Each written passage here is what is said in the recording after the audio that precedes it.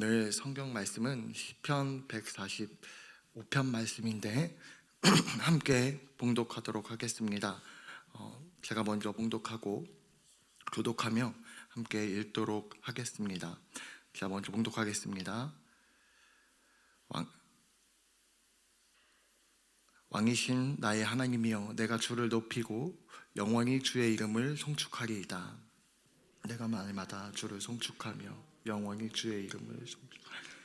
여호와는 위대하시니 크게 찬양할 것이라. 그의 위대하심을 측량하지 못하리로다. 대대로 주께서 행하시는 일을 크게 찬양하며 주의 능한 일을 선포하리로다. 주의 존귀하고 영광스러운 위엄과 주의 기이한 일들을 나는 작은 소리로 읊조리이다. 사람들은 주의 두려운 일의 권능을 말할 것이요, 나도 주의 위대하심을 선포하리이다. 그들이 주의 크신 은혜를 기념하여 말하며 주의 의를 노래하리이다. 여호와는 의로우시며 긍휼이 많으시며 노하기를 더디하시며 인자하심이 크시도다. 여호와께서는 모든 것을 선대하시며 지으신 모든 것에 긍휼을 베푸시는도다. 여호와여, 주께서 지으신 모든 것들이 주께 감사하며 주의 성도들이 주를 송축하리이다. 그들이 주의 나라의 영광을 말하며 주의 업적을 일러서 주의 업적과 주의 나라의 위엄이 있는 영광을 인생들에게 알게 하리이다. 주의 나라는 영원한 나라이니 주의 통치는 대대에 이르리이다. 여호와께서는 모든 넘어지는 자들을 붙드시며 비굴한 자들을 일으키신도다. 모든 사람의 눈이 주를 앙망하오니 주는 때를 따라 그들에게 먹을 것을 주시며 손을 펴사 모든 생물의 소원을 만족하게 하시나이다. 여호와께서는 그 모든 행위에 의로우시며 그 모든 일에 은혜로우시도다. 여호와께서는 자기에게 간구하는 모든 자, 곧 진실하게 간구하는 모든 자에게 가까이 하시는도다. 그는 자기를 경외하는 자들의 소원을 이루시며 그들의 부르짖음을 들으사 구원하시리로다. 여호와께서 자기를 사랑하는 자들은 다 보호하시고 악인들은 다 멸하시로다. 다 같이요. 내 입이 여호와의 영예를 말하며 모든 육체가 그의 거룩하신 이름을 영원히 성축할지로다. 아멘. 오늘 이 자리에 예배드리러 나오신 한 분 한 분에게 하나님의 은혜와 평강이 가득하시기를 진심으로 축복합니다. 시편 145편을 함께 나누는 가운데에 우리들의 마음이 잔잔한 감동과 함께 오늘을 살아갈 힘찬 용기가 불어넣어 주시기를 소망합니다. 우리가 살아가는 이 시대는 정말 눈이 부시게 발전하고 손 안에서 세상의 모든 정보를 취합하고 사는 그러한 착각마저 들게 합니다. 유튜브만 켜도 수많은 지식과 또 정보가 쏟아져 들어오고, 또 AI는 우리가 상상하는 그러한 것들을 현실로 만들어주는 그런 사회 가운데 서 있습니다. 하지만 아이러니하게도 이렇게 많은 것들을 알고 또 누리고 있는 우리에게 하나님을 기억하는 일은 점점 더 서툴러지는 것 같습니다. 우리는 성과를 숫자로 딱딱 기록하고 명확하게 남기지만 우리의 삶을 아름답게 채워주시는 하나님의 그 은혜는 쉽게 잊어버리거나 또 기록하지 않을 때가 많습니다. 사소한 문제나 어려움은 크게 기억하고 몇 날 며칠을 곱씹으며 고민하지만 그 문제를 해결해 주시는 하나님의 이 구원과 돌보심은 어쩐지 너무나 쉽게 잊어버리고는 합니다. 마치 어제 받은 은혜는 당연한 것이 되어버리고 오늘을 당장 마주하는 어려움만 눈앞을 가리는 것처럼 말입니다. 오늘 우리가 함께 읽은 이 시편 145편은 바로 이러한 시대를 살아가는 우리에게 다윗이라고 하는 믿음의 선배를 통하여서 아주 중요한 질문을 던지고 있습니다. 마치 친구가 어깨를 툭툭 치면서 묻는 이러한 질문과 같습니다. 사랑하는 친구야, 당신은 무엇을 기억하고 있는가? 그렇게 살아가고 있는가? 내 입술은 오늘 하루 무엇을 가장 많이 말을 하고 있는가? 너의 삶은 지금 누구를 증거하고 있는가? 이 시편은 단순히 다윗의 한 개인의 즉흥적인 찬양이 아닙니다. 그저 혼자 흥얼거리는 그런 노랫가락이 아니라는 것입니다. 세대를 넘어서 대대로 이어져야 할 소중한 신앙의 고백이면서 오늘날을 살아가는 우리의 이 현대 신앙인들에게 너무나 실질적이고 중요한 도전을 건네주고 있습니다. 우리의 이 신앙생활을 돌아보게 하는 그런 말씀이라는 것입니다. 시편 145편의 제목은 분명히 다윗의 찬송시라고 기록되어 있습니다. 여기서 흥미로운 사실은 이 시편은 히브리 알파벳 순서대로 기록된 아크로스틱이라고 하는 시편이라는 점입니다. 이 아크로스틱이라고 하는 이 시편이 잘 이해가 안 되는 생소한 단어시겠지만, 한마디로 이 알파벳 A, B, C, D처럼 이런 쭉 이 A, B, C 이런 거를 가지고 순서대로 가나다 순으로 시를 쓰는 것 같이 이런 형식으로 되어져 있다라는 것입니다. 한마디로 이 찬양을 즉흥적으로 이 감정의 폭발로 쓴 것이 아니라 아주 깊이 생각하고 의도적으로 그리고 전인적으로 하나님을 찬양하기 위해 노력했다라는 흔적을 보여줍니다. 다윗의 삶을 우리가 한번 되돌아보면요, 처음에는 이 베들레헴의 들판의 어린 목동이었습니다. 광야에서 양을 치면서 수금을 탔고 또 골리앗과의 이 싸움에서 승리는 하였지만 이후 사울 왕에게 쫓기는 도망자의 삶을 살아가야 했습니다. 생사의 위협을 느끼는 그 동굴 속에서 지내기도 했고, 그러다 결국 이스라엘의 왕이 되어 최고의 영광을 누렸습니다. 그러나 그것이 끝이 아니라 영광의 그 순간에 밧세바와의 죄를 지었고 이 나단 선지자의 꾸짖음 앞에 무릎을 꿇고 회개하는 깊은 죄의 회개의 자리까지, 이러한 격동의 인생의 모든 희노애락을 경험하였습니다. 목동의 이 순수함, 도망자의 절박함, 왕의 위엄, 죄인의 비통함과 회개자의 겸손, 이 모든 인생의 구비구비를 통과한 다윗이 그의 인생 황혼기에 붙잡은 최종적인 결론이 무엇입니까? 바로 이것이었습니다. 여호와는 위대하시다. 여호와는 선하시다. 여호와는 신실하시다. 그의 찬양은 그저 기분 좋아서 흥얼거리는 것이 아니라 인생의 고난에 끝나서 내쉬는 그 한숨과 같은 그런 찬양도 아니었습니다. 시편 145편은 그의 인생 전체를 관통하여 수많은 시련과 승리 그리고 회개 속에서 쌓아 올린 신앙의 총결산과 같은 것이라 할 수 있습니다. 마치 삶의 마지막 페이지에 온 마음을 담아서 써내려간 아름다운 고백과 같습니다. 시편 145편은 세 가지의 핵심 축으로 이루어져 있습니다. 첫 번째는 1절부터 7절인데요, 다윗은 먼저 하나님의 장엄하고 주권과 영원한 통치를 찬양합니다. 이 세상의 어떤 왕과도 비교할 수 없는 하나님의 위대하심에 놀라움을 고백하는 것을 시작으로 합니다. 우리가 때로는 너무나 작게 여기고 또 잊고 지내는 하나님의 이 전능하심을 다시금 깨닫게 하는 것입니다. 그리고 8절에서 13절 이어서 다윗은 하나님이 어떤 분이시고 그분이 따뜻한 성품에 집중을 하게 됩니다. 마치 온기를 내뿜는 햇살처럼 우리에게 은혜와 긍휼을 그리고 인자하심을 베푸시는 하나님을 마음으로 노래합니다. 단순히 두려움의 대상이 아니라 하나님의 그 성품이 바로 사랑이라고 고백하는 것입니다. 그리고 14절에서 21절 마지막으로 다윗은 이렇게 위대하고 인자하신 하나님께서 우리의 실제적인 이 삶에 어떻게 개입하시고 돌보시는지에 대하여 찬양합니다.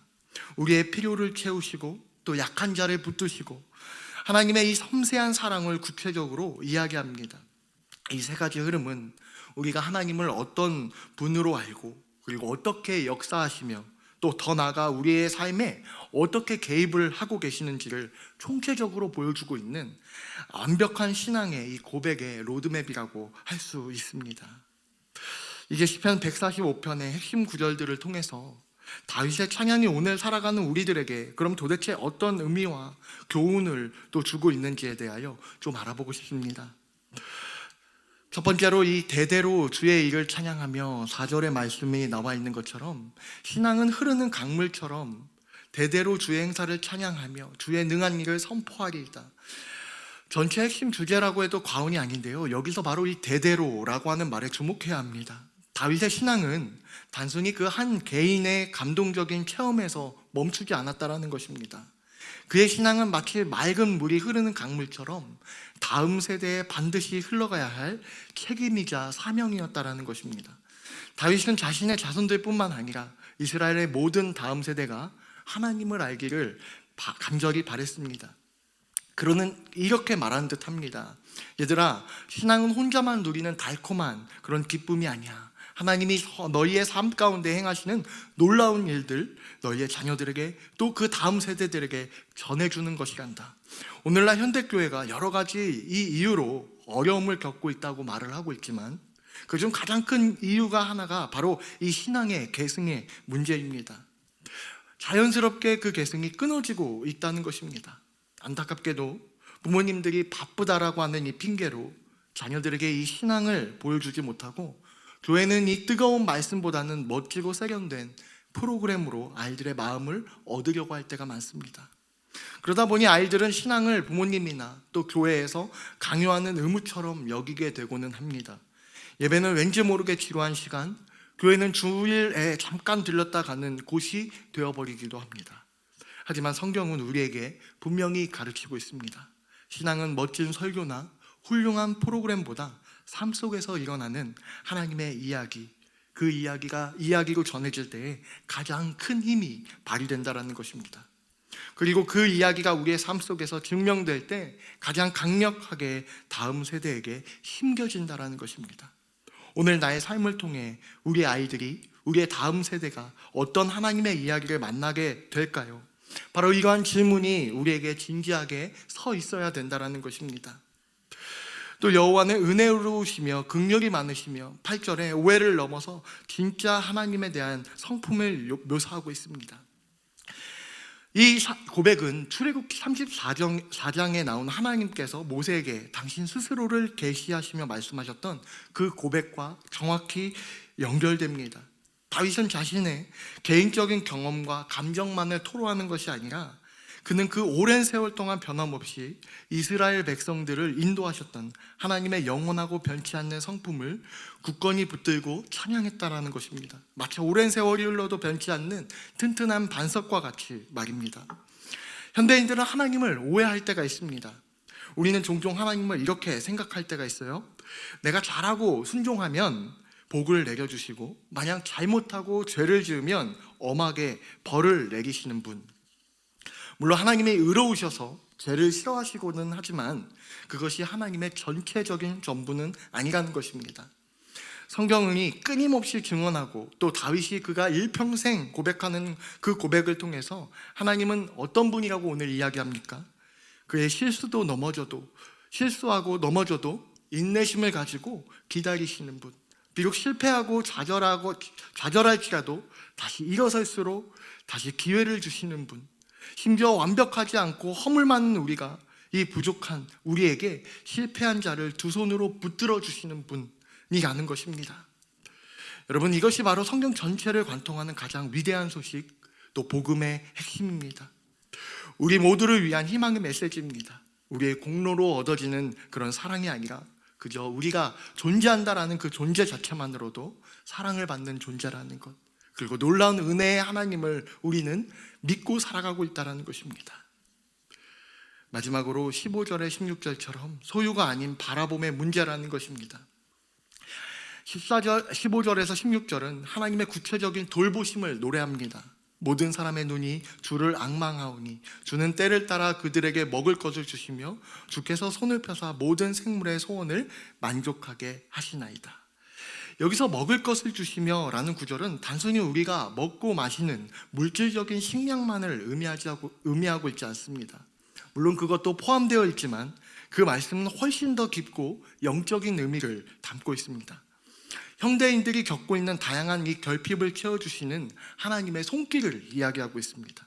불안하고 초조한 마음, 그 마음 가운데 주시는 평안함과 또 낙심하고 좌절되어 있는 영혼에게 주시는 소망과 무엇을 해야 할지 몰라 흔들리는 삶 가운데 주시는 분명한 방향성에 대하여 이야기하고 있습니다. 우리는 인류 가운데 가장 풍요로운 시대 가운데 살아가고 있습니다. 먹고 싶은 것, 또 가지고 싶은 것을 그저 예전보다는 훨씬 쉽게 얻을 수 있는 세상입니다. 하지만 이상하게도 우리는 더 많이 가졌음에도 불구하고 영적으로 앙망하는 법을 잃어버린 듯 보여집니다. 무엇인가를 간절하게 바라보고 기대하는 법을 잊어버린 것이죠. 그래서 더 많은 소유를 하였지만 역설적으로 더 많이 불안해하고 더 지쳤고 더 공허한 느낌을 안고 살아갑니다. 밤잠을 설칠 때가 많고 마음 한구석이 텅 빈 것처럼 느껴질 때가 있다라는 것입니다. 시편 145편은 이건 우리에게 분명하고 명확하게 이야기합니다.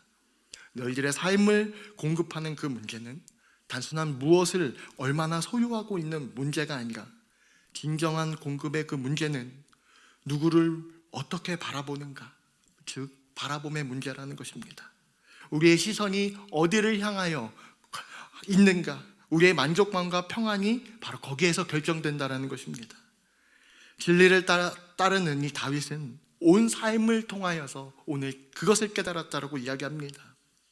여러분, 우리의 삶의 이 찬양이 단순한 감정과 선택이 아니라 하나님 앞에 바라봄으로 나오는 찬양이 되기를 소망합니다. 또 신앙이 혼자 완성되는 것이 아니라 바로 우리들의 삶을 통하여서 우리의 다음 세대들이 일어난다라는 것을 우리가 기억하시길 바랍니다. 또한 하나님은 우리의 삶 가운데 깊이 개입하시며 우리의 모든 삶의 방향성을 제시하고 있다는 것을 잊지 않으셨으면 좋겠습니다.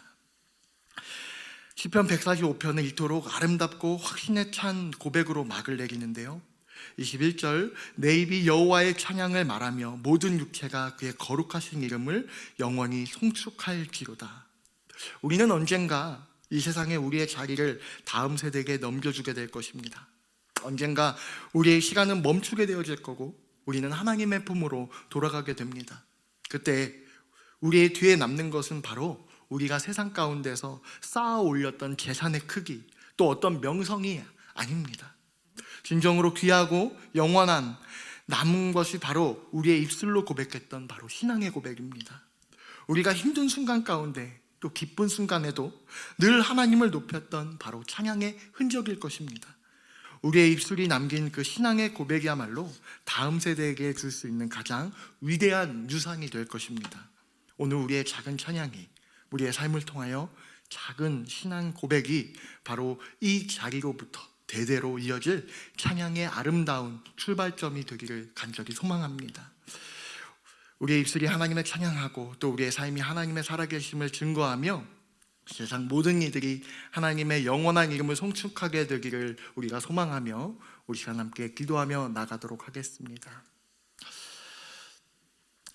아버지 하나님 감사합니다. 너무나 귀한 분들과 함께 이 새벽을 깨워가며 하나님을 예배하는 것이 얼마나 큰 기쁨이 되는지 또 깨닫게 하심을 감사합니다. 오늘의 말씀과 같이 하나님 우리의 대대에 이르도록 하나님을 전달하는 귀한 도구가 되기를 소망합니다. 우리 앞에서의 문제와 어려움들을 아버지 하나님 앞에 올릴 때에 하나님 분명한 하나님의 놀라운 능력과 하나님 해결책들이 주어질 줄로 믿습니다.